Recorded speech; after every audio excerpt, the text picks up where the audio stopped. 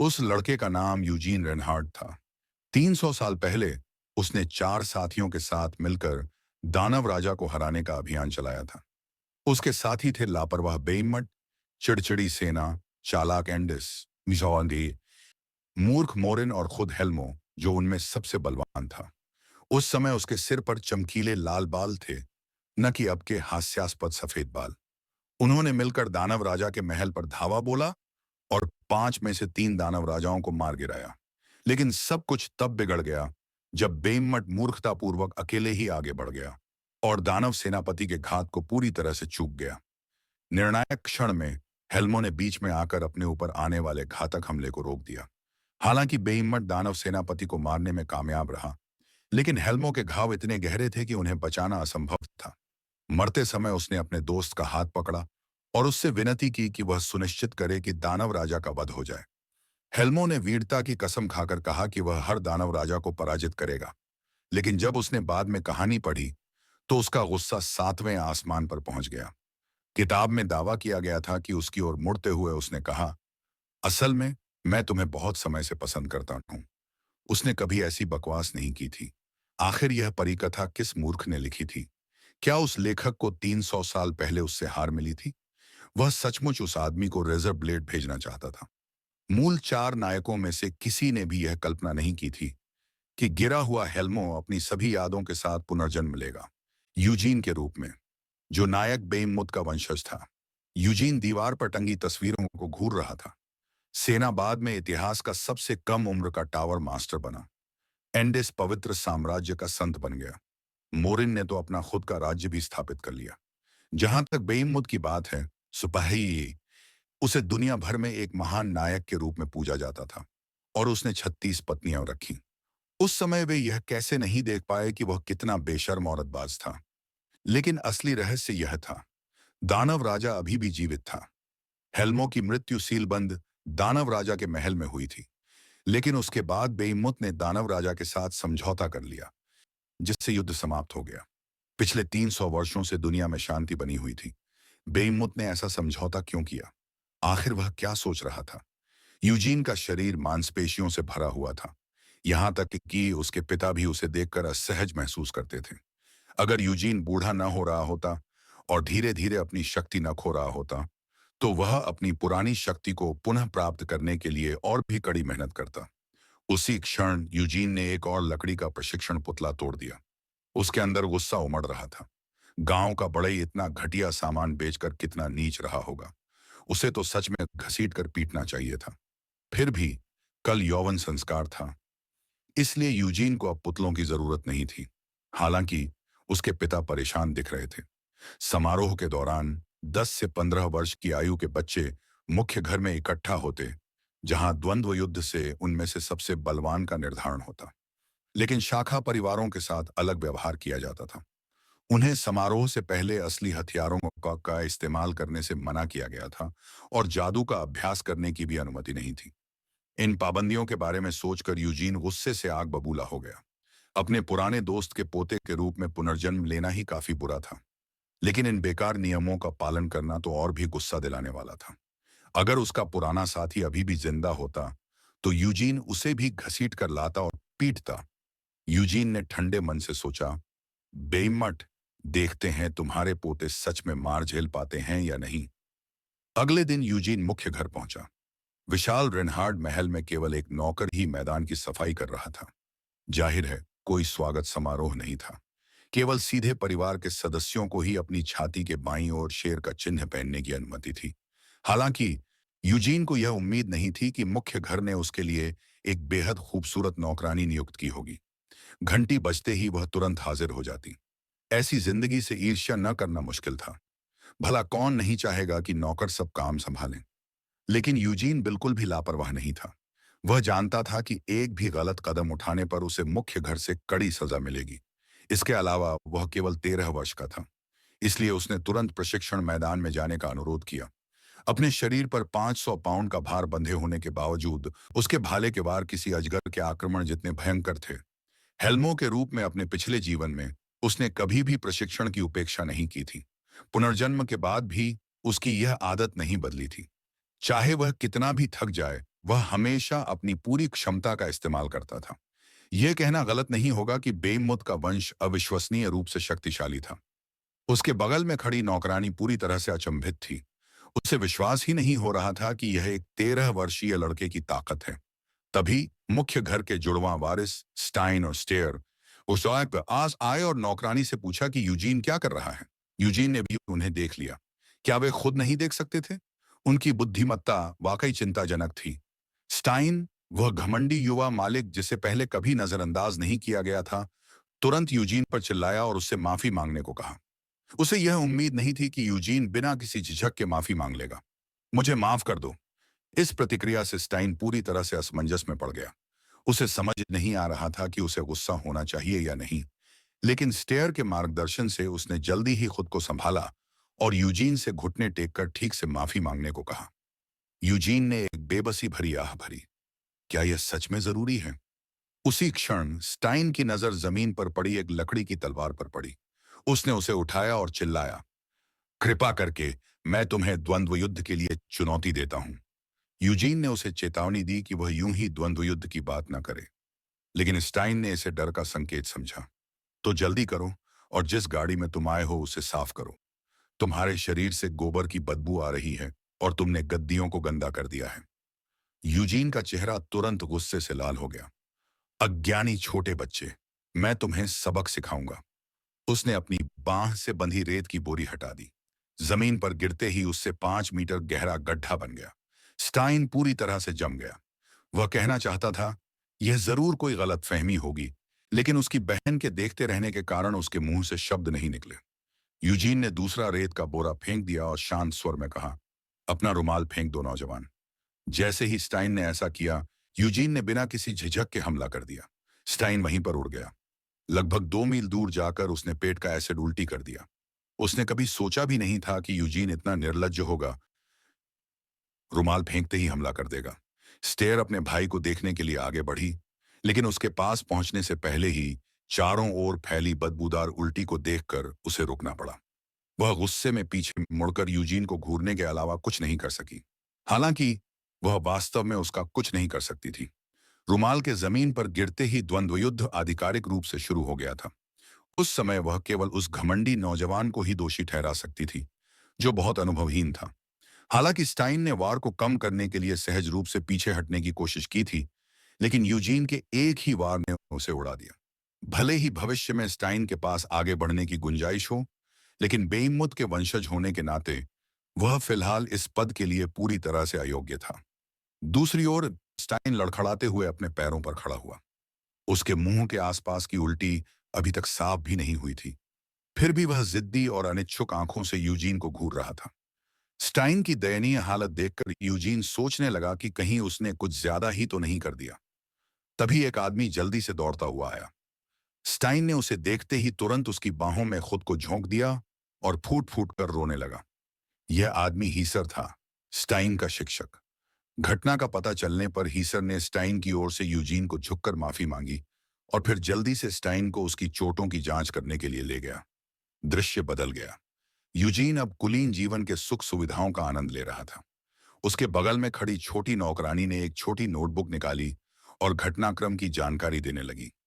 बाकी सभी युवा स्वामी और युवतियां कल शाम से पहले एक एक करके आ जाएंगे, उसने कहा। यूजीन को यह नहीं पता था कि एक धूर्त बूढ़ी चाची ने उसे पहले ही निशाना बना लिया था। वह मुख्य घराने की दूसरी पत्नी थी। वह अपने बच्चे को शाखा परिवार के किसी सदस्य से द्वंद्व युद्ध में हारते हुए बिल्कुल बर्दाश्त नहीं कर सकती थी। न ही वह दूसरी पत्नियों के उपहास को सहन कर सकती थी। गुस्से में आकर उसने सीधे स्टाइन को थप्पड़ मार दिया। अगर हिसार परिवार के मुखिया का प्रिय शूरवीर न होता तो वह उसे भी मार डालना चाहती। यूजीन की तो बात ही छोड़िए। हालांकि यूजीन को सीधे मार डालने से शक जरूर पैदा हो जाता, इसलिए उसने चालाक स्टेयर को यूजीन के पास भेजने का इंतजाम किया। पहले रिश्ता बनाना, फिर वॉर करने के सही मौके का इंतजार करना। यही कारण था कि बहुत सारी पत्नियां रखना खतरनाक होता है। आपको कभी पता नहीं चलता कि उनमें से कोई कब दुष्ट बन जाए। दोस्तों, इस सबक को अच्छी तरह याद रखना।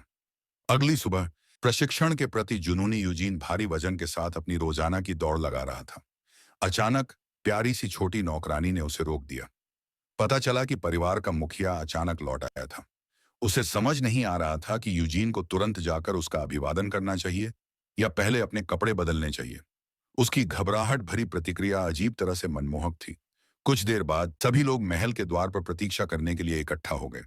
सबसे आगे पहली पत्नी काउस खड़ी थी। उसके बगल में मुख्य घराने का सबसे बड़ा बेटा लीड था। फिर जुड़वां भाई बहन आए और उनके पीछे दूसरी पत्नी भी आ गई। जैसे ही गाड़ी के पहियों की आवाज सुनाई दी, परिवार के मुखिया गाइड रेनहार्ड लौट आए थे। किसी को भी यह उम्मीद नहीं थी कि सबसे पहले वे सभी बच्चों के साथ रात का खाना खाने का प्रस्ताव रखेंगे। आखिर उनकी योजना क्या थी? वे जल्दी से भोजन कक्ष की ओर बढ़े। वंश प्रबंध समारोह एक पुरानी परंपरा थी जिसका उद्देश्य मुख्य घराने के हितों की रक्षा करना था। समारोह से पहले शाखा परिवार के सदस्यों को जादू का अभ्यास करने या असली हथियारों का उपयोग करने की मनाही थी। इसी कारण से इतने वर्षों में वे कभी भी मुख्य घराने को हरा नहीं पाए थे। हालांकि इस बार परिवार के मुखिया ने पारंपरिक द्वंद्व युद्ध के प्रारूप को बदलने का फैसला किया। उन्होंने बाहरी सहायता आमंत्रित की। यारो के लाल टावर से रोलबॉर्न, जो स्या के शिष्य थे। यह समारोह उसके द्वारा बनाए गए एक भूल भुलैया में एक रोमांचक साहसिक यात्रा के रूप में होगा। प्रतिभागी अलग अलग प्रवेश द्वारों से प्रवेश करेंगे, केंद्र तक पहुंचेंगे और राक्षस सरदार को हराएंगे। जो भी सफल होगा उसे विजेता घोषित किया जाएगा और वह मुख्य घर के खजाने से कोई भी खजाना चुन सकेगा। हालांकि सब कुछ जादू से बनाया गया था, फिर भी अनुभव पूरी तरह से वास्तविक लगेगा। यूजीन पहले भी ऐसे अनगिनत राक्षसों का सामना कर चुका था। उसका आत्मविश्वास तुरंत बढ़ गया। उसके लिए यह खजाना लगभग मुफ्त था, लेकिन सावधानी अभी भी आवश्यक थी। रात के खाने के बाद यूजीन को अचानक एक हट्टे कट्टे आदमी ने रोक लिया। अगले ही पल यूजीन पर हमला हो गया। उस आदमी को साफ तौर पर लगा कि 15 साल की उम्र और ऐसी कद काठी उसे प्रभावशाली बनाती है। दुर्भाग्य से यूजीन को धमकाना आसान नहीं था। हट्टे कट्टे चचेरे भाई कागीज खुद से बातें करता रहा। मैं इतना हट्टा कट्टा इसलिए हूं क्योंकि मैं एक गुप्त चटनी का इस्तेमाल करता हूं। मर्द और औरतें मुझे देखकर चीख पड़ते हैं। सिर्फ $9.99 में डॉलर में तुम भी इसे पा सकते हो। उसी क्षण एक और आवाज ने बात काट दी। क्या तुम बेवकूफ हो? चटनी खाने से बुद्धि कम हो जाती है? स्पष्ट रूप से उस आदमी के दिमाग की जगह सिर्फ मांसपेशियां थीं। हम आपके साथ गठबंधन करने आए हैं। बोलते हुए देसारा ने अपने हाथ में पकड़ा भाला यूजीन की ओर फेंका, स्पष्ट रूप से उसे चुनौती देने के इरादे से। बेशक, उसने आगे कहा, यह तभी संभव है जब आप में सचमुच ताकत हो। यूजीन ने मन ही मन सोचा, पहले मैं इसकी परीक्षा ले लेता हूं। अपने बड़े चचेरे भाई के उचित संकेतों के बाद द्वंद्व युद्ध आधिकारिक रूप से शुरू हुआ। देसारा ने तुरंत पहला हमला किया, लेकिन अगले ही वह अचानक रुक गई। यूजीन के अचेतन रूप से छोड़े गए अत्यधिक दबाव ने उसे ऐसा महसूस कराया जैसे वह सांस नहीं ले पा रही हो। उसका पूरा शरीर दोष रहित था। उसमें फायदा उठाने के लिए एक भी जगह नहीं थी। जल्दी करो, यूजीन ने शांत भाव से कहा। मेरे पास समय कम है। खुद को अपमानित महसूस करते हुए देसारा ने अपने दांत भींचे और आगे बढ़ी। फिर भी उसके हमले कितने भी भयंकर क्यों न हो जाएं, यूजीन ने उन्हें आसानी से नाकाम कर दिया। वह न केवल पूरी तरह से सुरक्षित था, बल्कि उसने एक कदम भी नहीं उठाया था, और ऐसा करते हुए उसने उसे ताना मारना भी नहीं भूला। गुस्से से भरी देसारा ने पूरी ताकत लगा दी। पल भर में अनगिनत भाले की परछाइयां हवा में फैल गईं। कुछ ही क्षणों में दोनों ने 300 से अधिक वार किए। अचानक देसारा आंखों से ओझल हो गई। वह यूजीन के पीछे प्रकट हुई और अपना भाला सीधे उसकी ओर बढ़ाया। तभी यूजीन के पैर से उसका भाला जमीन में गड़ गया। चाहे वह कितना भी खींचती, भाला टस से मस नहीं हुआ। द्वंद्व युद्ध वहीं समाप्त हो गया। पास में देख रहा बड़ा चचेरा भाई पूरी तरह से स्तब्ध रह गया। इस बीच दूसरी पत्नी यूजीन को ध्यान से देख रही थी, लेकिन यूजीन को जरा भी डर नहीं लगा। मुख्य रूप से इसलिए क्योंकि वह उसके इरादों से पूरी तरह अनजान था। हालांकि वह खुले विचारों वाली दिखती थी, लेकिन उसका दिल एकदम काला था। उसने स्टाइन की हार का गुस्सा कभी नहीं भुलाया था। आखिरकार उसे एक उपाय सूझा। अगर यूजीन सबको हरा दे, तो कौन उसके बेटे को कमजोर कहने की हिम्मत करेगा? क्या इससे सब कुछ हल नहीं हो जाएगा? दूसरी ओर यूजीन को अभी भी उसका अत्यधिक बलवान चचेरा भाई परेशान कर रहा था। कागीस और देसारा ने उसे कमरे में घेर लिया। अगर तुम उसे हरा नहीं सकते तो उसके साथ मिल जाओ, के सिद्धांत का पालन करते हुए उन्होंने यूजीन के साथ एक टीम बनाने पर जोर दिया। हालांकि यूजीन ने शांत भाव से जवाब दिया कि वह सब कुछ खुद ही संभाल लेगा। माहौल तुरंत बेहद असहज हो गया। 3 दिन बाद 9 चुने हुए बच्चे भूल भुलैया के प्रवेश द्वार के सामने इकट्ठा हुए। रोलीबेयोन ने जादुई ऊर्जा के संपीड़न का प्रदर्शन किया, ऐसी शक्ति जिसे बनाया और बाहर की ओर छोड़ा जा सकता था। बच्चे अपने हाथों में एकत्रित हो रही ऊर्जा को देखकर विस्मय से देख रहे थे। जब तक उनके दिलों में प्रकाश था, वे जो चाहें जादू के माध्यम से प्रकट कर सकते थे। सबसे पहले हथियार को सफलतापूर्वक बुलाने वाली स्टेयर थी। एक सहज गति से उसने तलवार के आकार के ऊर्जा के गोले छोड़े जो हवा को साफ साफ चीरते हुए निकल गए। उसके तुरंत बाद बिग कजिन आया, जिसका अवतार उसकी आक्रामक शैली से पूरी तरह मेल खाता था। फिर भाले चलाने में माहिर देसारा थी, और उसके बाद अहंकारी स्टाइन। सबसे बड़ा बेटा लीड स्पष्ट रूप से उदास दिख रहा था। बचपन से ही उसकी रुचि किताबों और जादू में थी। एक योद्धा की भूमिका में धकेले जाने से उसे घुटन महसूस हो रही थी। उसके बाद अनाम तिकड़ी आई, जो स्पष्ट रूप से केवल संख्या पूरी करने के लिए वहां मौजूद थी। अंत में यूजीन ने तलवार और ढाल के मानक सेट के साथ अपनी पंक्ति पूरी की। स्टेयर ने यूजीन की ओर देखा और पूछा, अगर हम भूल भुलैया के अंदर एक दूसरे से टकराते हैं तो क्या तुम मुझ पर हमला करोगे? यूजीन ने स्पष्टीकरण के लिए तुरंत परिवार के मुखिया की ओर देखा। उत्तर सरल था, तुम प्रतिस्पर्धा कर सकते हो या सहयोग कर सकते हो। आखिर तुम सब रेनहार्ट नाम रखते हो, तुम परिवार हो। परिवार शब्द सुनते ही स्टेयर का चेहरा अचानक लाल हो गया। फिर उसने यूजीन को एक अजीब सी अर्थपूर्ण मुस्कान दी। यूजीन को इसका कोई अर्थ समझ नहीं आया। उसी क्षण रोली बियॉन ने एक बार फिर एक जादुई हार निकाला। यह वस्तु प्रतिभागियों की शारीरिक और मानसिक स्थिति पर नजर रखती थी। यदि किसी को अत्यधिक मानसिक तनाव होता तो हार एक अलार्म बजा देता, जिससे रोली बियॉन तुरंत हस्तक्षेप करके परीक्षण समाप्त कर देती। सब कुछ तैयार होने पर बच्चे एक एक करके भूल भुलैया में प्रवेश करने लगे। स्टेयर यूजीन का उत्साह बढ़ाना नहीं भूली। हालांकि वे सभी एक ही प्रवेश द्वार से अंदर गए, लेकिन प्रत्येक को तुरंत एक अलग स्थान पर टेलीपोर्ट कर दिया गया। जैसे ही यूजीन अंदर पहुंचा, उसके मन में अपने पुराने साथियों के साथ बिताए रोमांचक पलों की यादें उमड़ आईं। वह भूल भुलैयाओं से बहुत पहले ही ऊब चुका था। फिर भी यह उसके लिए अपनी असली काबिलियत दिखाने का मौका था। उसका पहला प्रतिद्वंदी एक गोब्लिन था, लेकिन जैसे ही यूजीन ने उसे देखा, उसके पैर अचानक थोड़े कमजोर पड़ गए। गॉब्लिन ने इस पर कोई ध्यान नहीं दिया और तुरंत आगे बढ़ा। यूजीन ने हमले को रोकने के लिए अपनी तलवार उठाई और फिर एक ही वार में गॉब्लिन का सिर धड़ से अलग कर दिया। दूसरी ओर बिग कजिन ने जरा भी डर नहीं दिखाया। उसने अपनी तलवार उठाई और सीधे गॉब्लिन पर हमला कर दिया। उसकी तेजी से घबराकर गॉब्लिन थोड़ा हिचकिचाया, लेकिन बिग कजिन का पहला वार चूक गया। फिर भी उसे कोई रोक नहीं सका। सिर्फ अपनी ताकत के दम पर उसने एक के बाद एक कई गॉब्लिनों को मार गिराया। दोनों ने बिना किसी परेशानी के अपनी परीक्षा पास कर ली। दूसरी जगह तीनों सहायक पात्र पहले ही बाहर हो चुके थे। उनका अंत स्लाइम्स के रूप में हुआ, ऐसे राक्षस जो बेहद क्रूर और डरावने थे। इसके बाद देसारा का सामना खुद स्लाइम्स से हुआ। वह तेजी से आगे बढ़ी, सटीकता से चकमा देती हुई और सही समय पर वार करती रही। दुर्भाग्य से स्लाइम्स में शारीरिक प्रतिरोधक क्षमता थी। नुकसान पहुंचाने का कोई उपाय न होने के कारण देसारा के पास हताशा में पीछे हटने के अलावा कोई विकल्प नहीं था। हालांकि स्टीन का भाग्य बेतहाशा अच्छा था। उसके चारों ओर लगे जाल इतने स्पष्ट थे मानो वे ध्यान आकर्षित करना चाहते हों। उसने एक जाल को पत्थर से परखा और अपने अनुमान की पुष्टि की। खुद पर गर्व करते हुए स्टीन ने घमंड से मान लिया कि उसकी पहले की तैयारियां आखिरकार रंग ला रही हैं। स्टेयर का सामना भी गॉब्लिन से हुआ। एक गॉब्लिन तुरंत उस पर झपटा, लेकिन वह आसानी से एक तरफ हट गई और अपनी तलवार आगे बढ़ा दी। गॉब्लिन वहीं गिर पड़ा। उसके लिए यह मामूली बात थी। हालांकि जैसे ही वह आगे बढ़ी, वह जल्द ही एक बंद गली में पहुंच गई। ऐसा लगा जैसे वह रास्ता भटक गई हो। इस बीच दोनों परीक्षक शांति से कॉफी पी रहे थे। रोली बियॉन ने टिप्पणी की, लाइट जादू की ओर काफी आकर्षित लगती है। गायर्ड सोच में पड़ गया। लीड को बचपन से ही जादू से प्यार था, लेकिन उसकी मां ने उसे परिवार का मुखिया बनने के लिए प्रेरित किया, जिससे उसे अपना जुनून बीच में ही छोड़ना पड़ा। वीर बेमूट की तुलना में लीड बुद्धिमान विद्वानों की कहीं अधिक प्रशंसा करता था। गायड ने सोचा, अगर उसमें सचमुच प्रतिभा है तो मैं उसे अपना शिष्य भी बना सकता हूं। अचानक गायड चौंक गया और आगे की ओर इशारा किया। यूजीन का सामना एक ट्रोल से हुआ था।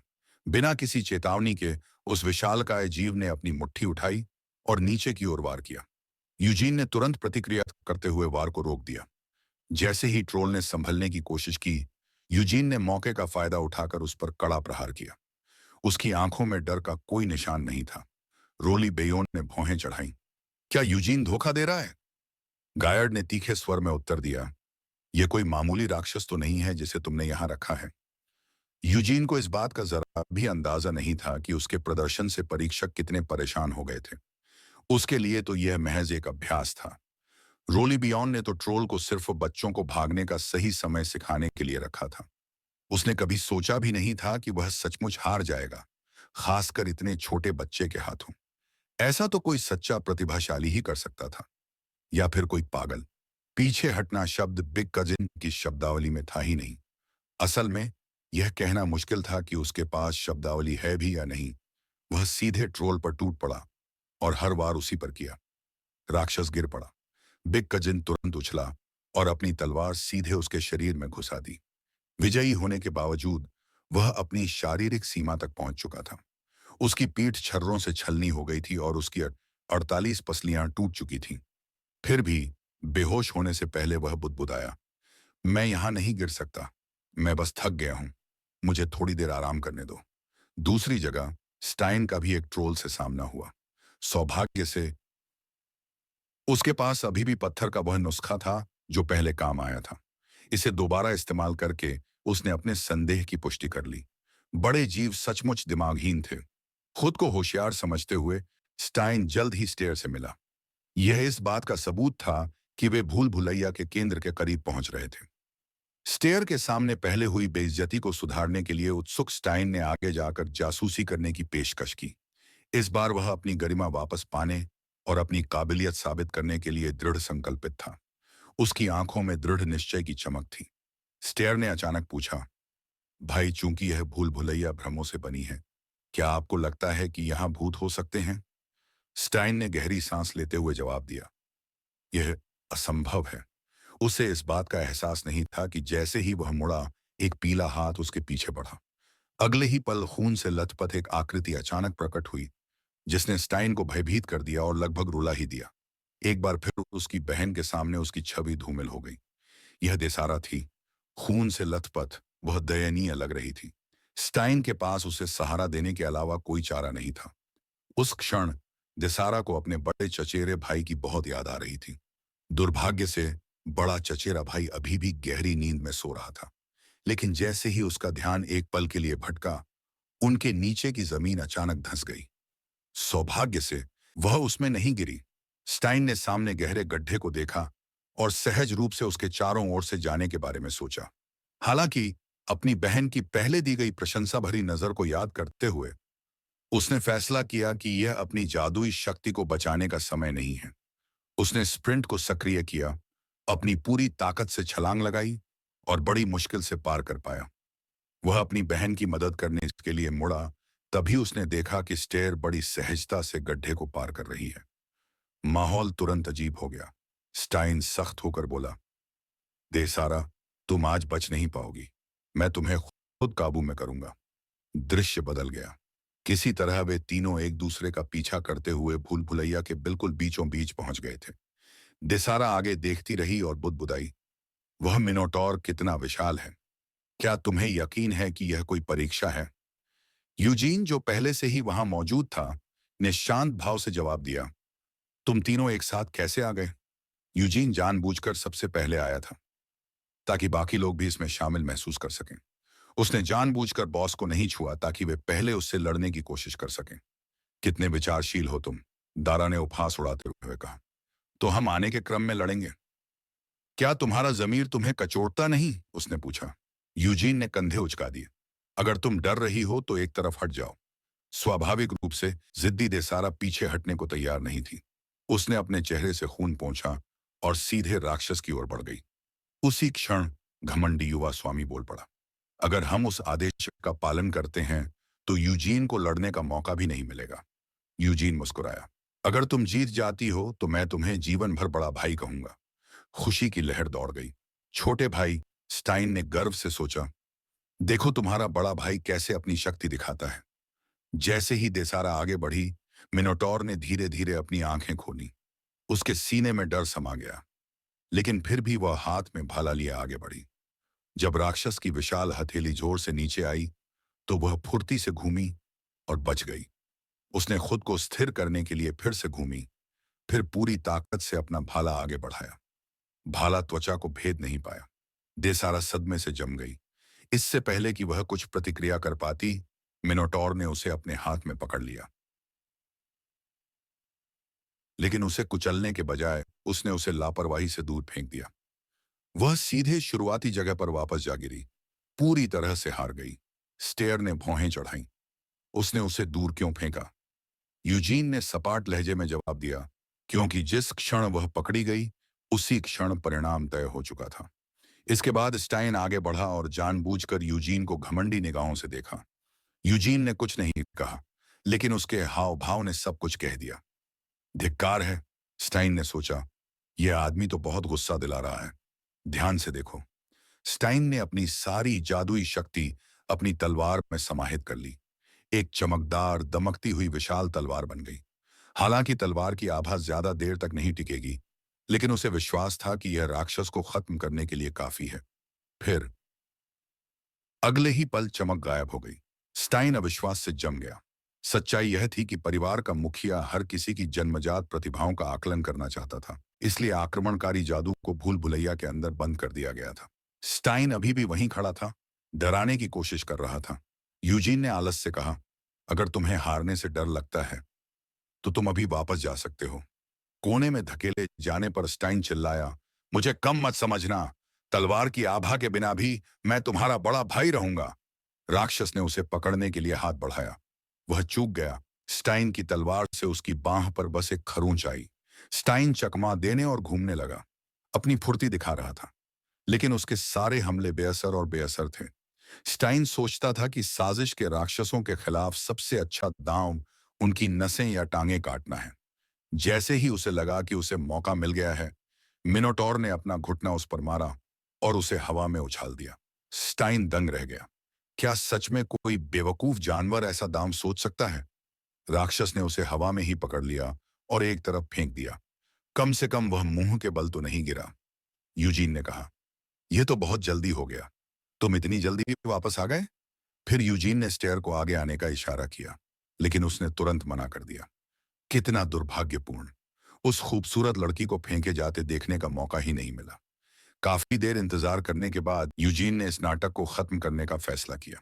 सभी ने अपना अपना काम कर लिया था। अब काम समेटने और रात के खाने के लिए घर जाने का समय था। जैसे ही यूजीन पास पहुंचा, मिनोटॉर तैयार हो गया। मुझे काटना कहां से शुरू करना चाहिए?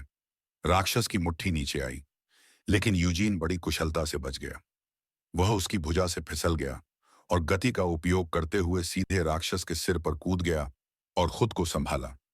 मिनोटॉर ने यूजीन पर ऊपर की ओर वार किया, लेकिन वह ठीक समय पर बच गया। मुक्का सीधे राक्षस के चेहरे पर लगा, जिससे उसका पहले से ही सीमित दिमाग और भी कुंद हो गया। यूजीन ने मौका देखकर हमला कर दिया। उसका शरीर कई परछाइयों में बिखर गया। चरमभूत तलवार तकनीक, तूफान रूप। सब लोग दंग रह गए। असंभव, बिल्कुल असंभव। यूजीन की तलवार ने मिनोटॉर की दूषित धमनी को निशाना बनाया। उसकी आंखें अडिग थीं। एक निर्णायक वार। लड़ाई पल भर में समाप्त हो गई। यूजीन वापस दूसरों की ओर चला गया और सहजता से बोला, देखा, बस बुनियादी ऑपरेशन। स्टाइन को चिल्लाना चाहता था, लेकिन वह समझ नहीं पा रहा था। यूजीन इतना निडर नहीं, इतना उत्साहित क्यों था? अंदर ही अंदर वो स्टाइन उसके जैसा बनना चाहता था। उसी क्षण यूजीन के हाथ में हथियार झिलमिलाती रोशनी में विलीन हो गया। मिनोटॉर का शरीर भी धीरे धीरे सुनहरे कणों में बिखर गया। वंशानुक्रम समारोह समाप्त हो गया। सब कुछ देख चुके दोनों परीक्षक बुरी तरह हिल गए थे। बच्चा चाहे जिसका भी हो, यह उपलब्धि को गर्व करने लायक थी। सच तो यह है कि रोली बियोन का मूल उद्देश्य टीम वर्क पर जोर देना था, बच्चों को मिनोटॉर को हराने के लिए सहयोग करवाना। उन्होंने कभी कल्पना भी नहीं की थी कि यूजीन अकेले ही सब कुछ पार कर लेगा। गायर्ड ने हल्की सी मुस्कान दी। यूजीन हमेशा से अपने प्रति सख्त रहा है। वह प्रशिक्षण के प्रति जुनूनी है, एक सच्चा मार्शल आर्ट का धुरंधर। लेकिन रोली बियोन को चिंता होने लगी। यूजीन ने मुख्य घर के बाहर उनके हर बच्चे को हरा दिया था। अगर वंश परंपरा समारोह में शाखा परिवार का कोई सदस्य मुख्य वंश से आगे निकल जाए तो इससे खतरनाक महत्वाकांक्षाएं पैदा हो सकती हैं। इसलिए उन्होंने गायर्ड को यूजीन को अपना बेटा गोद लेने का प्रस्ताव दिया।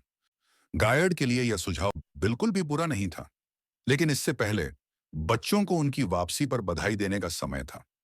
जब उन्होंने सुना कि यूजीन ने आसानी से ट्रोल को मार डाला तो बड़े चचेरे भाई पूरी तरह से दंग रह गए। इतने दुबले पतले नाजुक दिखने वाले शरीर में इतनी ताकत कैसे हो सकती है?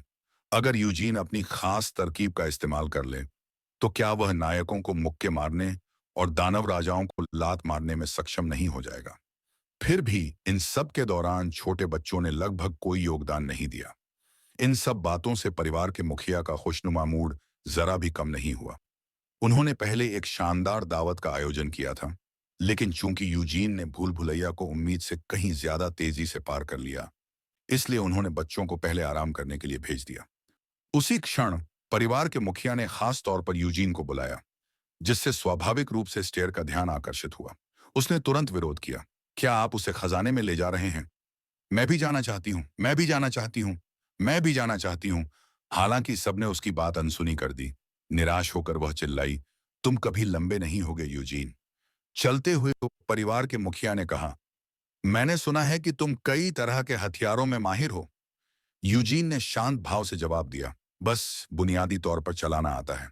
भूल भुलैया के अंदर यूजीन ने तलवार और ढाल का इस्तेमाल किया था, लेकिन स्टाइन और देसारा से लड़ते समय उसने भाले का इस्तेमाल करना शुरू कर दिया, जो रेनहार्ड परिवार की हथियार चलाने की महारत की परंपरा को बखूबी दर्शाता था।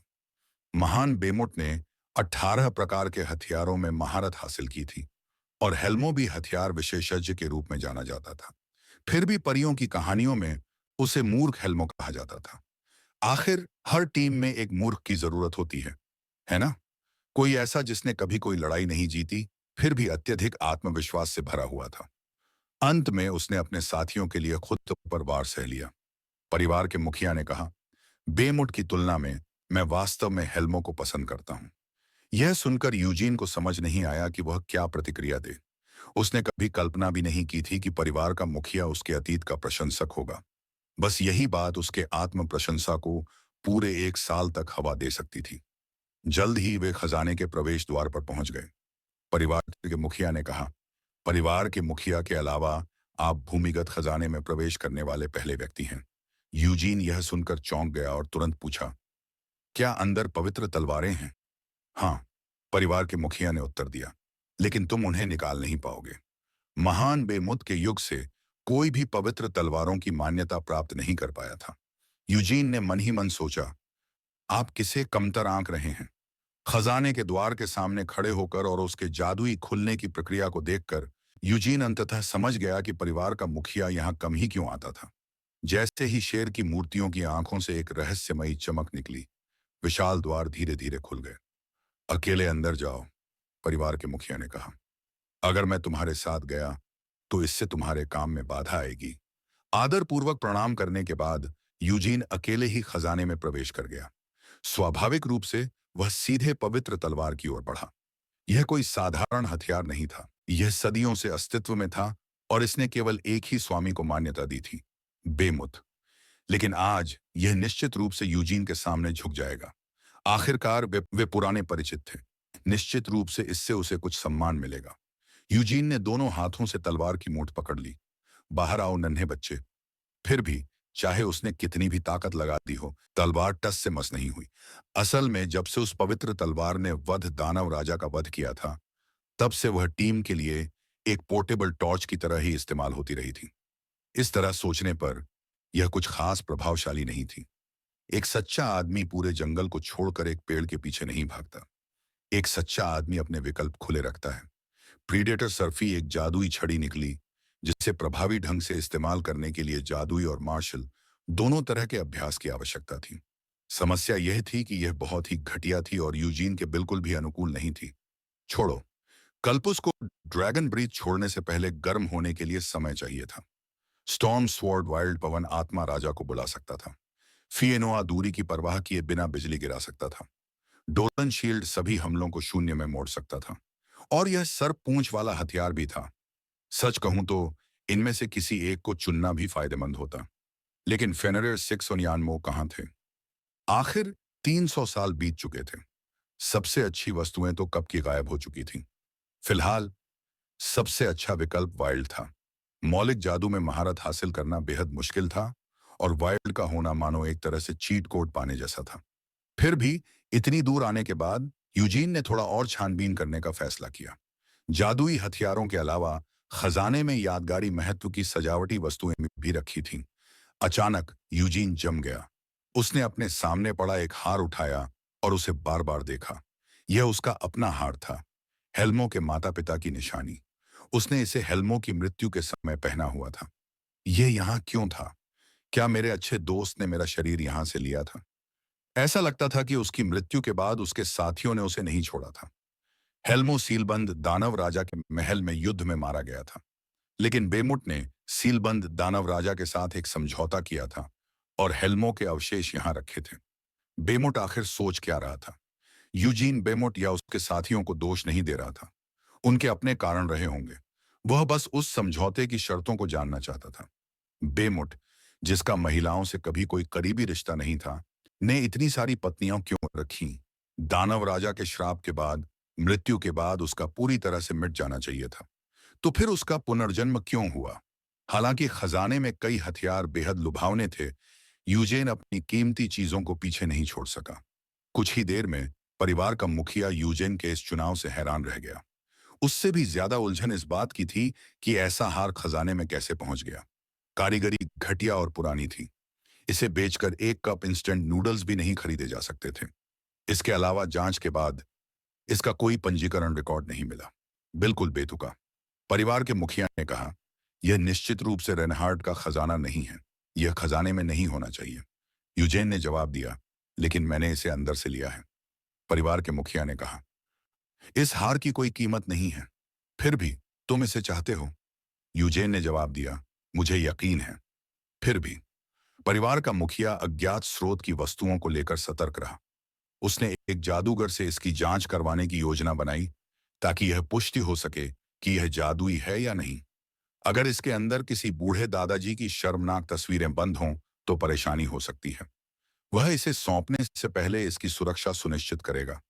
चूंकि यूजीन ने रेनहार्ड खजाने का चुनाव नहीं किया था, इसलिए परिवार के मुखिया ने उससे कहा कि वह खजाने में वापस जाकर कोई दूसरी वस्तु चुन सकता है।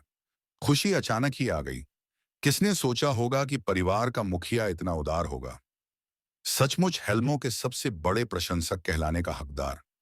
संकोच करने की कोई जरूरत नहीं थी। फैसला हो चुका था। यही तलवार होगी, स्टॉर्म स्वॉर्ड वाइल्ड। यूजीन ने तलवार को पकड़ते ही उत्साह का अनुभव किया। उसकी पसंद सुनकर देसारा ने उससे पूछा, तुम भाले चलाने में माहिर हो, तुमने लंबी भाला क्यों नहीं चुनी? चाहे वह कल्पुस हो या रोंटेस, दोनों ही इस तलवार से ज्यादा ताकतवर हैं। बड़े चचेरे भाई ने तुरंत बीच में दखल दिया। हट जाओ। एक आदमी का सच्चा प्यार भारी कुल्हाड़ियों और युद्ध हथौड़ों में होता है।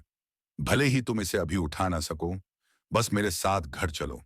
मैं तुम्हें अपना खास नुस्खा दूंगा। जिग्रास, एक योद्धा का भाग्य हथौड़े से जुड़ा होता है।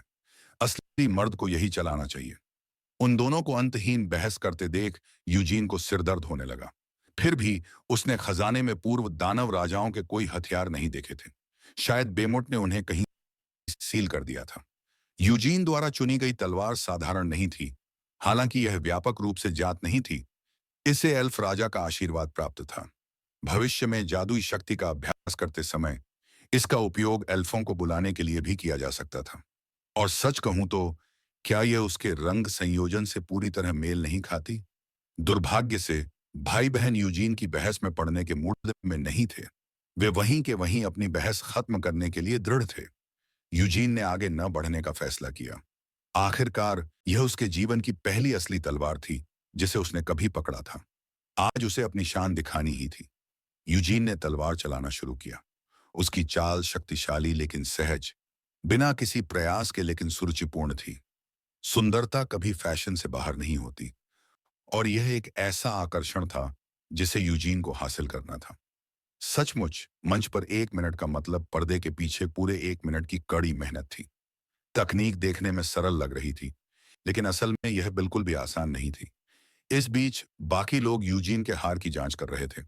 जादूगर ने मौके पर ही कई दिखावटी जादुई क्रियाएं करने के बाद भी कुछ नहीं पाया। मुझे विश्वास नहीं हो रहा कि यह रेनहार्ट के खजाने से आया है, जादूगर ने कहा। यह बिल्कुल साधारण है। जितना साधारण हो सकता है उतना ही साधारण। आश्वस्त न होकर रोलियोन ने और गहराई से छानबीन करने का फैसला किया। जादूगर ने अपनी मध्यमा उंगली उठाई। इस दुनिया में हर जगह जादुई शक्ति मौजूद थी, जिसका मतलब था कि अधिकांश वस्तुओं में इसके अंश मौजूद थे। अवशिष्ट जादू को पढ़कर कोई संबंधित यादों की झलक पा सकता था। जादूगर ने धीरे धीरे हार में जादुई ऊर्जा डाली। तुरंत ही उसके मन में कुछ तस्वीरें उभर आईं।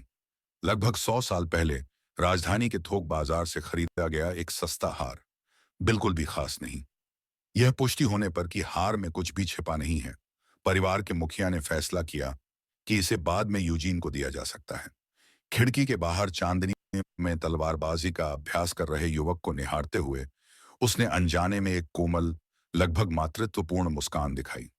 उसने रोली बियॉन्ड के प्रस्ताव को स्वीकार करने और यूजीन रेनहार्ड को औपचारिक रूप से अपना पुत्र गोद लेने की योजना बनाई।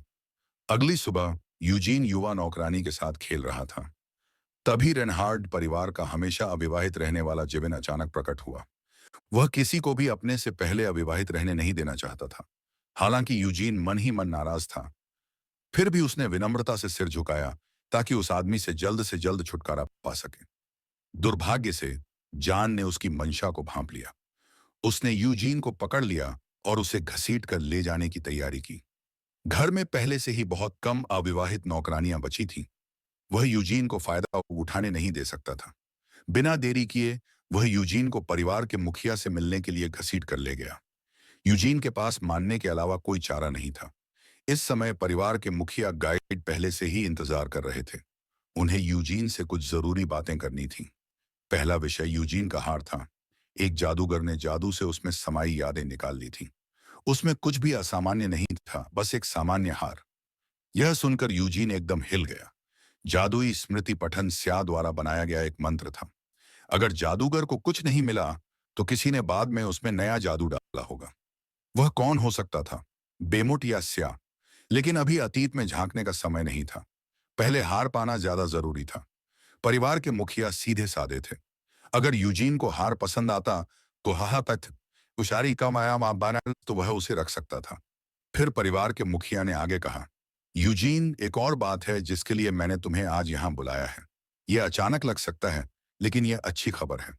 यह सुनकर यूजीन को पहले से ही अंदाजा हो गया था।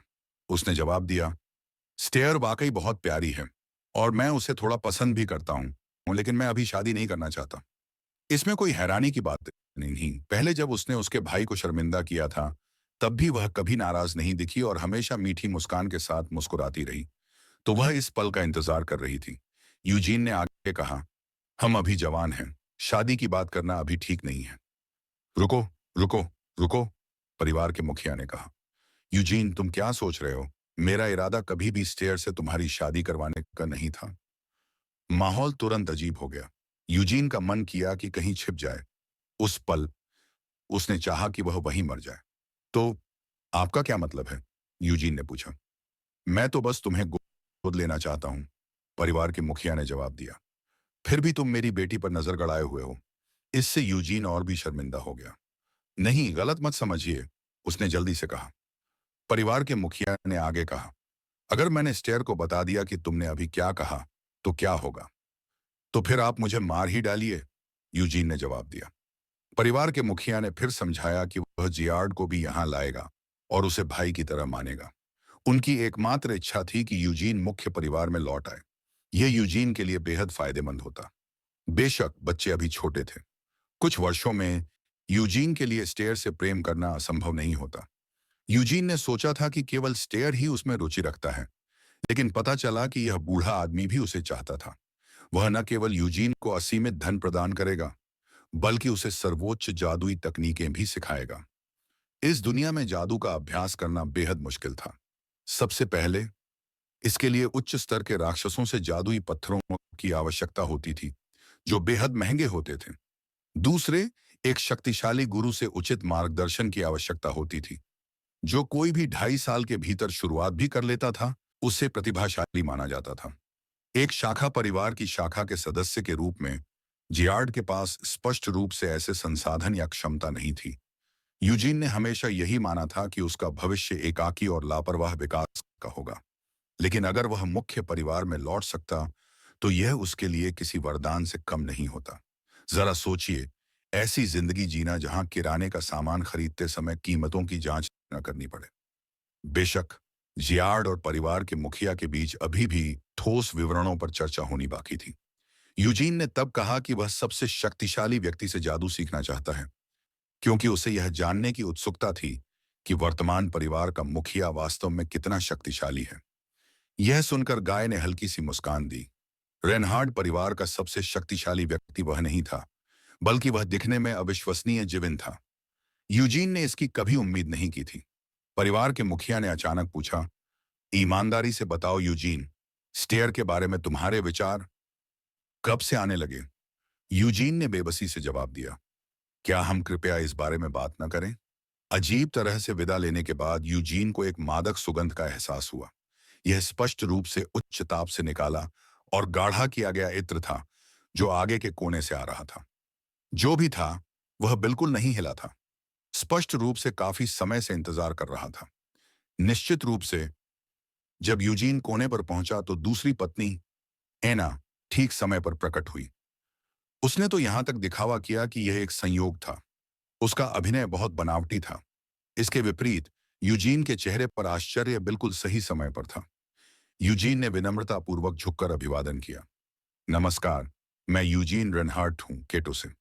एना ने जवाब दिया। मुझे उम्मीद नहीं थी कि आपसे यहाँ मुलाकात होगी। आप परिवार के मुखिया से काफी देर से बात कर रहे थे। यूजीन ने शांत भाव से पूछा, क्या आप मुझसे कुछ बात करना चाहती हैं? एना के होंठों के कोने हल्के से मुड़े, जिससे उसका उग्र स्वभाव झलक रहा था। यह देहाती यूजीन इतना बेबाक कैसे हो सकता है? लेकिन यह देखते हुए कि उसने वंश परंपरा की रस्म पूरी तरह से जीत ली थी, उसका भविष्य का विकास निस्संदेह आश्चर्यजनक होगा। उसके जैसे व्यक्ति के साथ दोस्ताना संबंध बनाए रखना कहीं अधिक समझदारी भरा था। जब समय आएगा, तो वह स्टेयर को उसकी बाहों में सौंप सकती थी।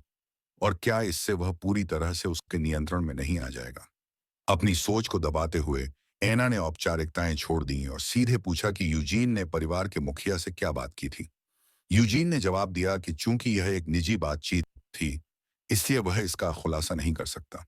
यह देखकर कि यूजीन टस से मस नहीं हुआ और खुद को भी असहज स्थिति में डाल दिया, एना के पास पीछे हटने के अलावा कोई विकल्प नहीं था।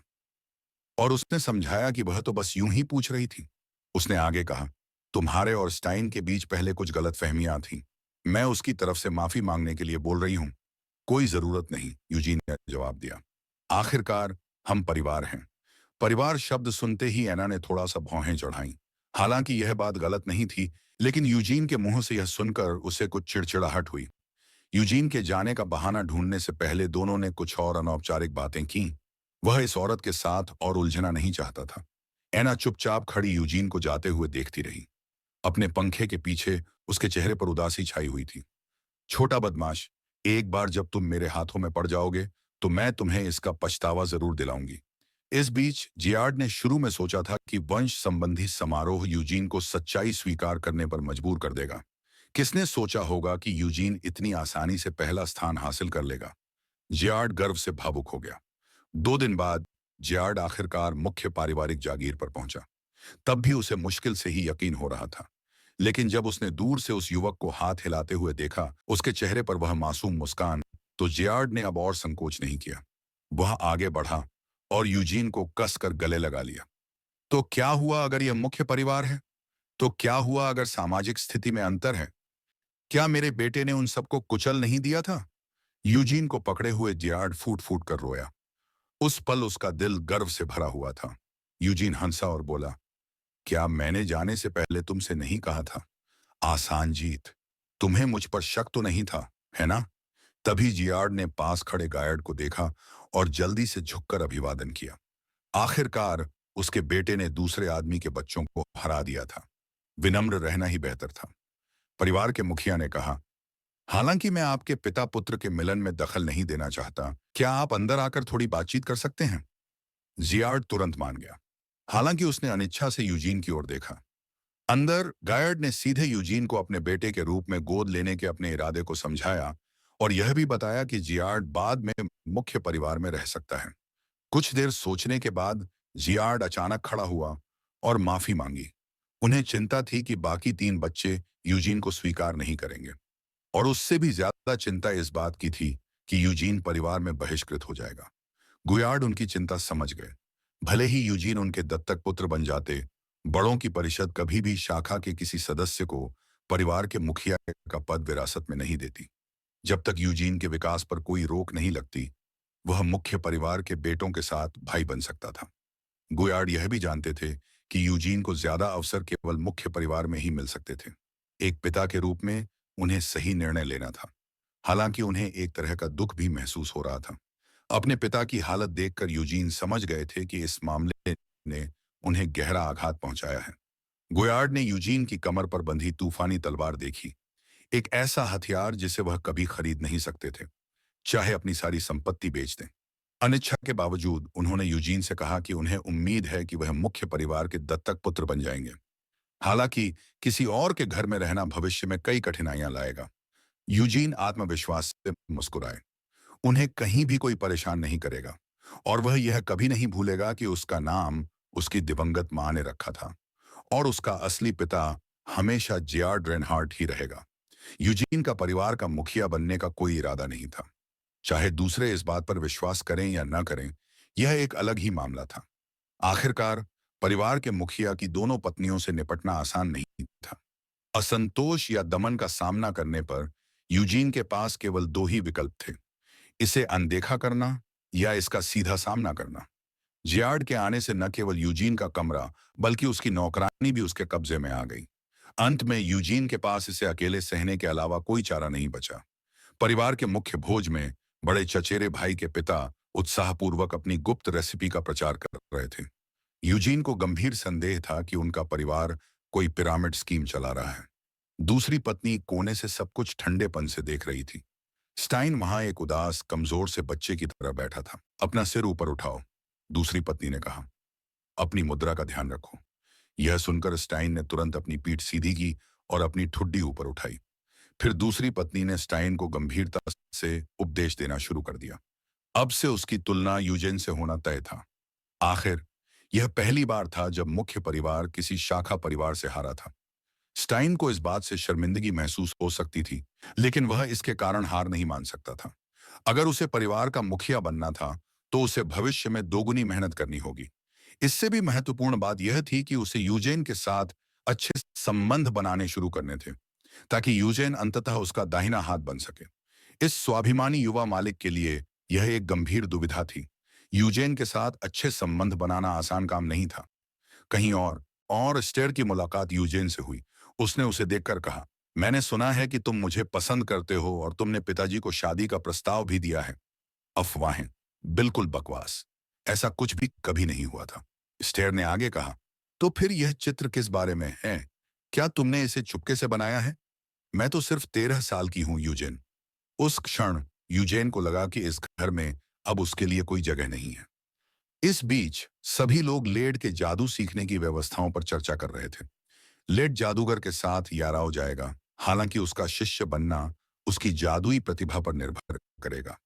जादूगर लेड के लिए कई सिफारिशें भी करेगा, जिससे उसे और अवसर मिलेंगे। साथ ही जादूगर ने वादा किया कि लेड के साथ कोई भेदभाव नहीं किया जाएगा और उसे सीखने का उचित वातावरण मिलेगा। लेड को अचानक राहत महसूस हुई। सच तो यह है कि उसे इस बात से कोई फर्क नहीं पड़ता था कि वह कहाँ जाता है। वह बस इस घुटन भरे घर से निकलना चाहता था। लेकिन पहली पत्नी को भावुक विदाई बिल्कुल पसंद नहीं थी। उसने सख्ती से लेड से कहा कि उसे इस अवसर का लाभ उठाना चाहिए। वह उसका बेटा था, टोंगस का बेटा, और उसे मजबूत बनना था। याराओं में भी उसे लापरवाही करने की सख्त मनाही थी। इससे लेड इतना डर गया कि वह मदद के लिए तुरंत अपने पिता के पास भागा। गायर्ड के पास अपनी पत्नी से निपटने का कोई तरीका नहीं था। डोंगस ऊपर से उदासीन दिखाई दिया, शांत भाव से एक मां की तरह विदाई की सलाह दे रहा था। लेकिन मन ही मन वह उथल पुथल में थी। वह बुढ़िया इस समय जश्न मना रही होगी। फिर भी उसके पास लेड के याराओं में कड़ी मेहनत करने और गौरव के साथ लौटने की उम्मीद पर ही टिके रहने के अलावा कोई चारा नहीं था। अगले दिन लेड जादूगर के साथ याराओं के लिए रवाना हो गया। बाकी प्रतिभागी भी अपने अपने घर लौट गए, जबकि यूजीन ने जादुई शक्ति का अभ्यास शुरू करने की तैयारी की। इस दुनिया में जादुई साधना के लगभग दो रास्ते थे: शरीर प्रशिक्षण विधियां और श्वास तकनीकें। अपने पिछले जीवन में यूजीन ने शरीर प्रशिक्षण का अभ्यास किया था। बाद में स्या और बेमूट के मार्गदर्शन में उसने श्वास तकनीकों को अपनाया। यूजीन जिविन के पीछे पीछे जंगल की गहराई में चला गया।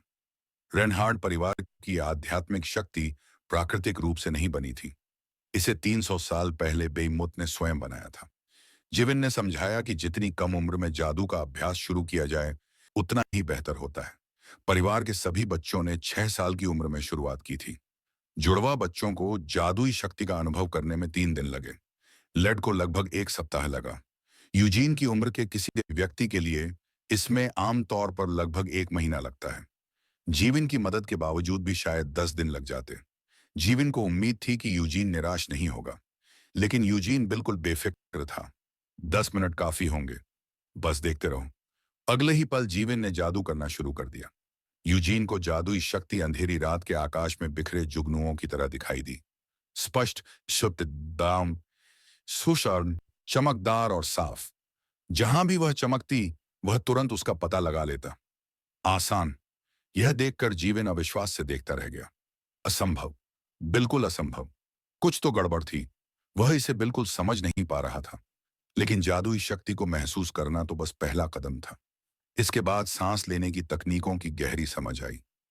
रेनहार्ड परिवार की सबसे उन्नत सांस लेने की विधि श्वेत ज्वाला शैली थी। सक्रिय होने पर जादुई शक्ति घनी सफेद लपटों के रूप में प्रकट होती थी, जो शेर की गर्दन के बालों की तरह बाहर की ओर फूटती थी। फिर भी जीवन ने पाया कि उसके समझाने से पहले ही यूजीन ने जादुई शक्ति का संचार शुरू कर दिया था। यूजीन ने अपनी सांसों को नियंत्रित किया, धीरे धीरे जादुई शक्ति एकत्रित की और फिर श्वेत ज्वाला शैली के वायु प्रवाह के अनुसार उसे अपने हृदय में प्रवाहित किया। जेविन दंग रह गया। यह जरूर नकली है। यह कोई साधारण सांस लेना नहीं, बल्कि एक खास सांस लेने की तकनीक है। क्या परिवार के मुखिया ने मुझे परेशान करने के लिए किसी को भेजा है? यूजीन के कार्यों ने जिविन की समझ को पूरी तरह उलट दिया। इस समय यूजीन जिविन पर बिल्कुल ध्यान नहीं दे रहा था। अपने पिछले जीवन की यादों के साथ जादुई शक्ति को महसूस करना और सांस लेने की तकनीकों का संचालन करना उसे बेहद आसान लग रहा था। लेकिन यह शरीर जादुई शक्ति को बहुत आसानी से अवशोषित कर रहा था। हर सांस के साथ उसके भीतर की जादुई शक्ति बढ़ रही थी। क्या यह उसके पुराने साथी के वंश का आशीर्वाद था? वाकई बेमूट के योग्य। यहां तक कि उसके शरीर का आकार भी प्रभावशाली था। इस तरह से देखा जाए तो उसके पोते के रूप में पुनर्जन्म लेना आखिरकार इतना बुरा सौदा नहीं था। यूजीन के साधना समाप्त करने वातावरण अजीब हो गया। जिविन को समझ नहीं आ रहा था कि क्या कहे। कुछ देर रुककर उसने कहा, लगता है कि तुम में जादू साधना की थोड़ी सी प्रतिभा है, मुझसे थोड़ा ज्यादा शक्तिशाली, लेकिन संयम जरूरी है। आज के लिए यहीं रुकते हैं। वापस लौटते समय जिविन ने श्वेत ज्वाला शैली के बाद के चरणों के बारे में बताया। जब जादुई शक्ति एक निश्चित स्तर पर पहुंच जाती है, तो शरीर का मूल भाग विभाजित हो जाता है, जिससे शरीर में अधिक जादू समाहित हो जाता है। ये विभाजित मूल भाग एक दूसरे के साथ प्रतिध्वनित होते हैं और इन्हें तारा कहा जाता है। रेनहार्ड परिवार के इतिहास में केवल बेमूट ही 10 तारा प्राप्त कर पाया था। जिविन और परिवार के मुखिया दोनों 6 तारा साधक थे। वर्तमान में सभी युवा स्वामी और कन्याएं 1 तारा साधक थे। हालांकि जुड़वाओं बच्चों के अगले वर्ष 2 तारा प्राप्त करने की उम्मीद थी। उन्होंने 6 वर्ष की आयु में साधना शुरू की थी और 2 तारा प्राप्त करने में 8 वर्ष बिताए थे। हालांकि यूजीन की प्रतिभा थोड़ी बेहतर थी। जब तक वह आलस नहीं करता, वह थोड़ा तेजी से प्रगति करेगा। यह सुनकर यूजीन ने प्रसन्नतापूर्वक वादा किया कि वह निश्चित रूप से लगन से साधना करेगा।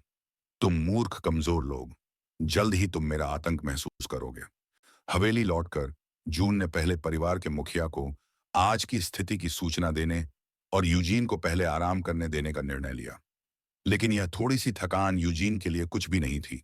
वह अभी भी कुछ दिलचस्प कर सकता था। क्या संयोग था। छोटी नौकरानी यूजेन को लौटते हुए देखकर दौड़ पड़ी। वह उसे गले लगाने के लिए दौड़ी, लेकिन सौभाग्य से यूजेन ने उसे देख लिया और समय रहते रोक दिया और उसे तूफान की तलवार लाने को कहा, ताकि वह यह जांच सके कि क्या वह किसी एल्फ को बुलाकर उससे अनुबंध कर सकता है। फिर यूजेन ने अपनी सांस रोक ली और ध्यान केंद्रित करते हुए धीरे धीरे तलवार में जादुई शक्ति डाली। अचानक आकाश और पृथ्वी का रंग बदल गया। हवा तेज हो गई और बादल उमड़ पड़े। हवा में से एक विशाल बवंडर बन गया और इस तूफान के केंद्र से एक आवाज आई, क्या तुम हेल्मो हो? यूजेन को यह आवाज याद आ गई। इस आवाज का स्वामी कोई और नहीं बल्कि तूफान एल्फ राजा टैनफिस्ट था। यूजेन चिल्लाया, मुझे जल्दी बताओ, टैनफिस्ट, बेईमुत ने दानव राजा को क्यों नहीं मारा? टैनफिस्ट ने कहा, मैं बेईमुत के इरादे नहीं जान सकता। उस समय युद्ध अत्यंत क्रूर था। अंत में केवल बेईमुत और एकांतवासी दानव राजा ही बचे। लेकिन अंतिम युद्ध के दौरान बेईमुत ने अपनी तलवार म्यान में रख ली। यूजीन ने कहा, बेमुट ने दानव राजा के साथ एक समझौता किया था। मुझे बताओ उस समझौते में क्या लिखा था? टैनफिस्ट ने कहा, मुझे समझौते की शर्तें नहीं पता। यूजीन ने कहा, जिस क्षण बेमुट ने अपनी तलवार म्यान में डाली, मैं मर गया। तुम्हें यह कैसे नहीं पता? लेकिन एल्फ राजा ने इशारा किया कि अब समय नहीं है। सामान्य परिस्थितियों में यूजीन की थोड़ी सी जादुई शक्ति पर्याप्त नहीं होती। उसने एक परिचित आत्मा को महसूस किया, इसीलिए उसने दरवाजा खोलने पर जोर दिया। हालांकि यूजीन अभी भी सब कुछ स्पष्ट करना चाहता था, लेकिन उसका शरीर अब उसका साथ नहीं दे पा रहा था। वह जादुई शक्ति की कमी से बेहोश होकर गिर पड़ा। इससे बगल में खड़ी छोटी नौकरानी डर गई। यूजीन बेहोश कैसे हुआ? जब यूजीन को होश आया, तब तक रात काफी गहरी हो चुकी थी। उसके सिर में ऐसा दर्द हो रहा था जैसे उसने नकली शराब पी ली हो, और उसके हाथ अभी भी कांप रहे थे। लेकिन वह पाए अपने पुराने साथियों से दोबारा मिलकर बहुत खुश भी था। अंदर आई छोटी नौकरानी ने यूजीन को जागते हुए देखा और आखिरकार उसकी चिंता दूर हो गई। हालांकि उसे बिस्तर पर दाहिना हाथ कांपते देखना काफी अजीब था, उसने इन बातों पर ध्यान नहीं दिया और जल्दी से परिवार के मुखियाओं को बुलाने चली गई। थोड़ी देर में दोनों यूजीन के कमरे में आ गए। गाय ने जल्दी से दिन भर की अजीब घटनाओं के बारे में पूछा। क्या उसने किसी एल्फ को बुलाया था? यूजीन को समझ नहीं आ रहा था कि इतनी हलचल मचाकर एल्फ राजा को बुलाने पर क्या कहे। यह उसकी शांत और गंभीर छवि से बिल्कुल मेल नहीं खाता था।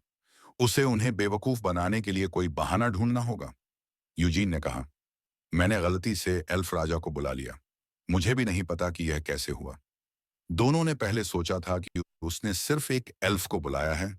उन्हें कभी उम्मीद नहीं थी कि वह एल्फ राजा को बुला लेगा। यह बिल्कुल समझ से परे था। यूजीन ने इशारा किया कि एल्फ राजा थोड़ा उदास था।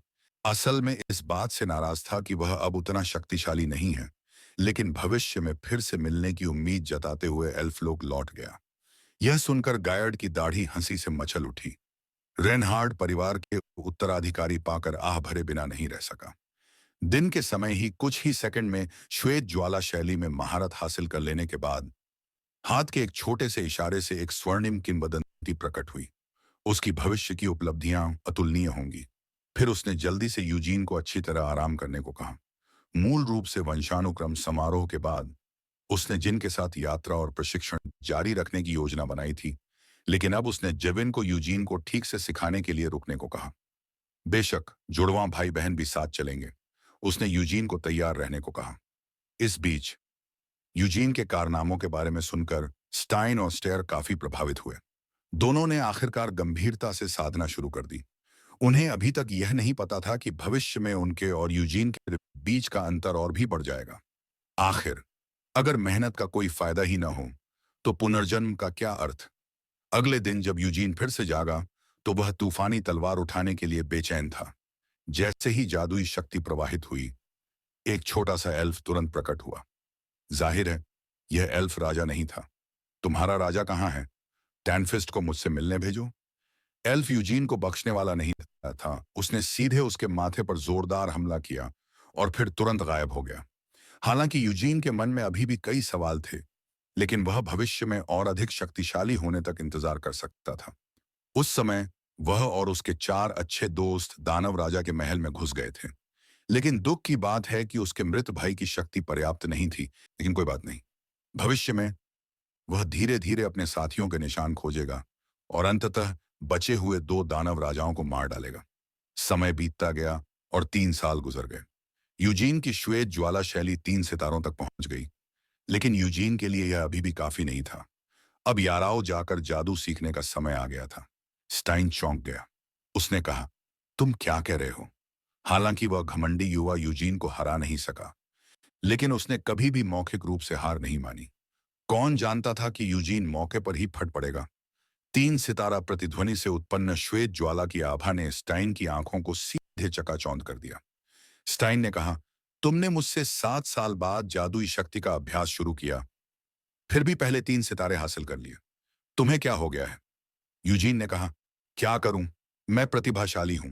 केवल जादुई शक्ति का अभ्यास करने से अब मुझे संतुष्टि नहीं मिलती, इसलिए मुझे नए कौशल विकसित करने की आवश्यकता है।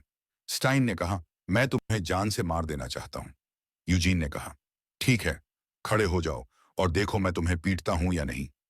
स्टाइन केवल गर्व से अपना सिर दूसरी तरफ घुमा सका।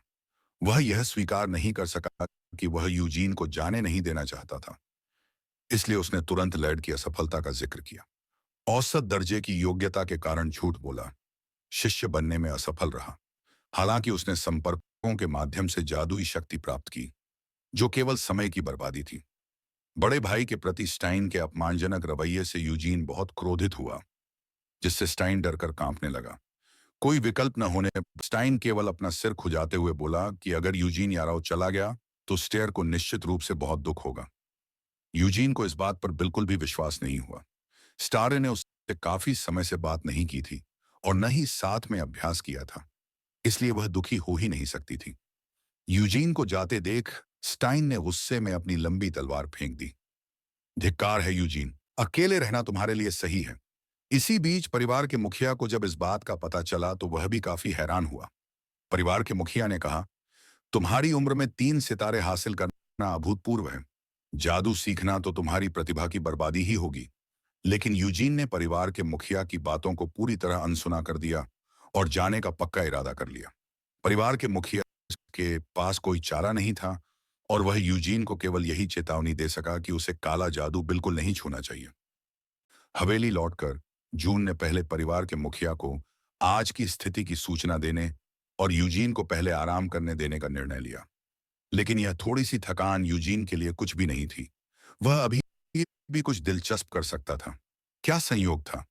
छोटी नौकरानी यूजेन को लौटते हुए देखकर दौड़ पड़ी। वह उसे गले लगाने के लिए दौड़ी, लेकिन सौभाग्य से यूजेन ने उसे देख लिया और समय रहते रोक दिया और उसे तूफान की तलवार लाने को कहा, ताकि वह यह जांच सके कि क्या वह किसी एल्फ को बुलाकर उससे अनुबंध कर सकता है। फिर यूजेन ने अपनी सांस रोक ली और ध्यान केंद्रित करते हुए धीरे धीरे तलवार में जादुई शक्ति डाली। अचानक आकाश और पृथ्वी का रंग बदल गया। हवा तेज हो गई और बादल उमड़ पड़े। हवा में से एक विशाल बवंडर बन गया और इस तूफान के केंद्र से एक आवाज आई, क्या तुम हेल्मो हो? यूजेन को यह आवाज याद आ गई। इस आवाज का स्वामी कोई और नहीं बल्कि तूफान एल्फ राजा टैनफिस्ट था। यूजेन चिल्लाया, मुझे जल्दी बताओ, टैनफिस्ट, बेईमुत ने दानव राजा को क्यों नहीं मारा? टैनफिस्ट ने कहा, मैं बेईमुत के इरादे नहीं जान सकता। उस समय युद्ध अत्यंत क्रूर था। अंत में केवल बेईमुत और एकांतवासी दानव राजा ही बचे। लेकिन अंतिम युद्ध के दौरान बेईमुत ने अपनी तलवार म्यान में रख ली। यूजीन ने कहा, बेईमुत ने दानव राजा के साथ एक समझौता किया था। मुझे बताओ उस समझौते में क्या लिखा था? टैनफिस्ट ने कहा, मुझे समझौते की शर्तें नहीं पता। यूजीन ने कहा, जिस क्षण बेईमुत ने अपनी तलवार म्यान में डाली, मैं मर गया। तुम्हें यह कैसे नहीं पता? लेकिन एल्फ राजा ने इशारा किया कि अब समय नहीं है। सामान्य परिस्थितियों में यूजीन की थोड़ी सी जादुई शक्ति पर्याप्त नहीं होती। उसने एक परिचित आत्मा को महसूस किया, इसीलिए उसने दरवाजा खोलने पर जोर दिया। हालांकि यूजीन अभी भी सब कुछ स्पष्ट करना चाहता था, लेकिन उसका शरीर अब उसका साथ नहीं दे पा रहा था। वह जादुई शक्ति की कमी से बेहोश होकर गिर पड़ा। इससे बगल में खड़ी छोटी नौकरानी डर गई। यूजीन बेहोश कैसे हुआ? जब यूजीन को होश आया, तब तक रात काफी गहरी हो चुकी थी। उसके सिर में ऐसा दर्द हो रहा था जैसे उसने नकली शराब पी ली हो और उसके हाथ अभी भी कांप रहे थे। लेकिन वह पाए अपने पुराने साथियों से दोबारा मिलकर बहुत खुश भी था। अंदर आई छोटी नौकरानी ने यूजीन को जागते हुए देखा और आखिरकार उसकी चिंता दूर हो गई। हालांकि उसे बिस्तर पर दाहिना हाथ कांपते देखना काफी अजीब था, उसने इन बातों पर ध्यान नहीं दिया और जल्दी से परिवार के मुखियाओं को बुलाने चली गई। थोड़ी देर में दोनों यूजीन के कमरे में आ गए। गाय ने जल्दी से दिन भर की अजीब घटनाओं के बारे में पूछा। क्या उसने किसी एल्फ को बुलाया था? यूजीन को समझ नहीं आ रहा था कि इतनी हलचल मचाकर एल्फ राजा को बुलाने पर क्या कहे। यह उसकी शांत और गंभीर छवि से बिल्कुल मेल नहीं खाता था। उसे उन्हें बेवकूफ बनाने के लिए कोई बहाना ढूंढना होगा। यूजीन ने कहा, मैंने गलती से एल्फ राजा को बुला लिया। मुझे भी नहीं पता कि यह कैसे हुआ। दोनों ने पहले सोचा था कि उसने सिर्फ एक एल्फ को बुलाया है। उन्हें कभी उम्मीद नहीं थी कि वह एल्फ राजा को बुला लेगा। यह बिल्कुल समझ से परे था। यूजीन ने इशारा किया कि एल्फ राजा थोड़ा उदास था। असल में इस बात से नाराज था कि वह अब उतना शक्तिशाली नहीं है, लेकिन भविष्य में फिर से मिलने की उम्मीद जताते हुए एल्फ लोग लौट गया। यह सुनकर गायर्ड की दाढ़ी हंसी से मचल उठी। रेनहार्ड परिवार के उत्तराधिकारी पाकर आह भरे बिना नहीं रह सका। दिन के समय ही कुछ ही सेकंड में श्वेत ज्वाला शैली में महारत हासिल कर लेने के बाद हाथ के एक छोटे से इशारे से एक स्वर्णिम किंवदंती प्रकट हुई। उसकी भविष्य की उपलब्धियां अतुलनीय होंगी। फिर उसने जल्दी से यूजीन को अच्छी तरह आराम करने को कहा। मूल रूप से वंशानुक्रम समारोह के बाद उसने जिन के साथ यात्रा और प्रशिक्षण जारी रखने की योजना बनाई थी, लेकिन अब उसने जेविन को यूजीन को ठीक से सिखाने के लिए रुकने को कहा। बेशक जुड़वां भाई बहन भी साथ चलेंगे, उसने यूजीन को तैयार रहने को कहा। इस बीच यूजीन के कारनामों के बारे में सुनकर स्टाइन और स्टेयर काफी प्रभावित हुए। दोनों ने आखिरकार गंभीरता से साधना शुरू कर दी। उन्हें अभी तक यह नहीं पता था कि भविष्य में उनके और यूजीन के बीच का अंतर और भी बढ़ जाएगा। आखिर अगर मेहनत का कोई फायदा ही न हो, तो पुनर्जन्म का क्या अर्थ? अगले दिन जब यूजीन फिर से जागा, तो वह तूफानी तलवार उठाने के लिए बेचैन था। जैसे ही जादुई शक्ति प्रवाहित हुई, एक छोटा सा एल्फ तुरंत प्रकट हुआ। जाहिर है, यह एल्फ राजा नहीं था। तुम्हारा राजा कहाँ है? टैनफिस्ट को मुझसे मिलने भेजो। एल्फ यूजीन को बख्शने वाला नहीं था। उसने सीधे उसके माथे पर जोरदार हमला किया और फिर तुरंत गायब हो गया। हालांकि यूजीन के मन में अभी भी कई सवाल थे, लेकिन वह भविष्य में और अधिक शक्तिशाली होने तक इंतजार कर सकता था। उस समय वह और उसके 4 अच्छे दोस्त दानव राजा के महल में घुस गए थे।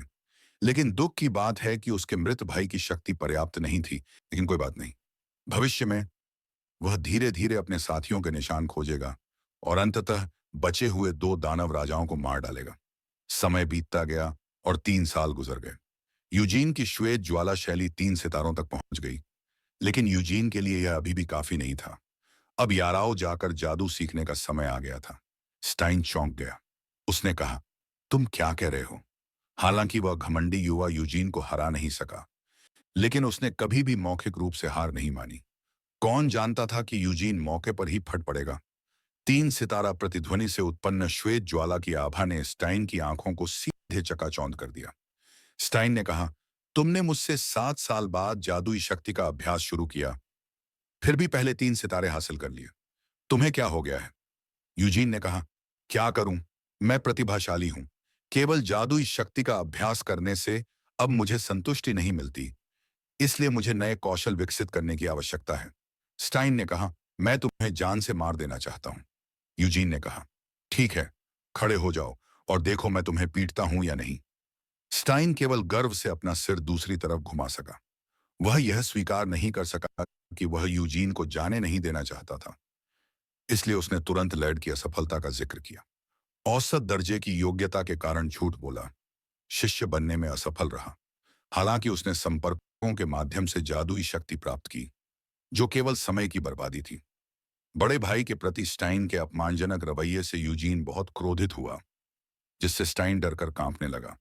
कोई विकल्प न होने पर स्टाइन केवल अपना सिर खुजाते हुए बोला कि अगर यूजीन याराव चला गया तो स्टेयर को निश्चित रूप से बहुत दुख होगा। यूजीन को इस बात पर बिल्कुल भी विश्वास नहीं हुआ। स्टारे ने उससे काफी समय से बात नहीं की थी और न ही साथ में अभ्यास किया था, इसलिए वह दुखी हो ही नहीं सकती थी। यूजीन को जाते देख स्टाइन ने गुस्से में अपनी लंबी तलवार फेंक दी। धिक्कार है यूजीन, अकेले रहना तुम्हारे लिए सही है। इसी बीच परिवार के मुखिया को जब इस बात का पता चला तो वह भी काफी हैरान हुआ। परिवार के मुखिया ने कहा, तुम्हारी उम्र में 3 सितारे हासिल करना अभूतपूर्व है। जादू सीखना तो तुम्हारी प्रतिभा की बर्बादी ही होगी। लेकिन यूजीन ने परिवार के मुखिया की बातों को पूरी तरह अनसुना कर दिया और जाने का पक्का इरादा कर लिया। परिवार के मुखिया के पास कोई चारा नहीं था और वह यूजीन को केवल यही चेतावनी दे सका कि उसे काला जादू बिल्कुल नहीं छूना चाहिए।